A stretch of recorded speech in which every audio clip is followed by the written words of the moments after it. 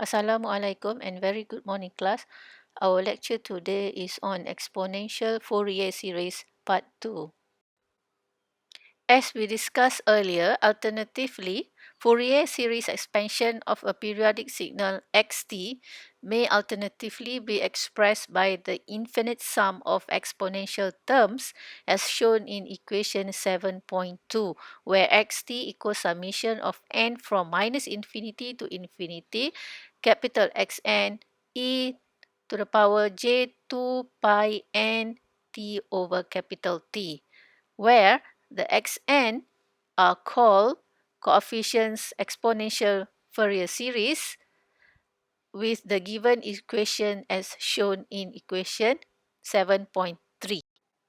Let us look at example 7.3 to find exponential Fourier coefficients of a periodic rectangular pulse train with period t and pulse width tau. The pulse is given as xt equal to 1 from t minus tau over 2 to tau over 2 and equal to 0 elsewhere.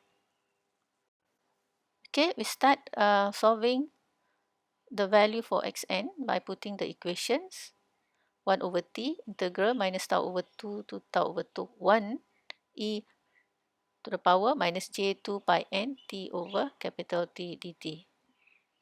Then when we integrate, we have 1 over minus j2 pi n times t over t times exponential e minus j2 pi n 1 over t tau over 2 minus e exponential minus j2 pi n 1 over t times minus tau over 2.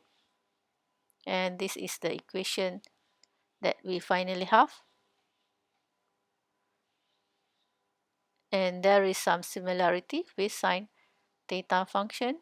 If we can recall, sine theta equal e j theta minus e minus j theta over j2.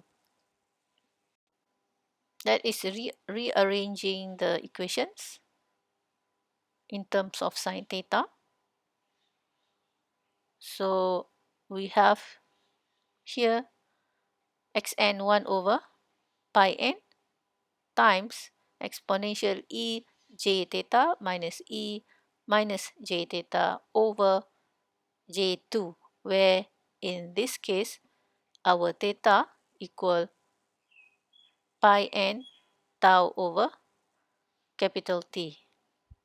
Therefore, finally we have xn equal sine pi n tau over T over n pi.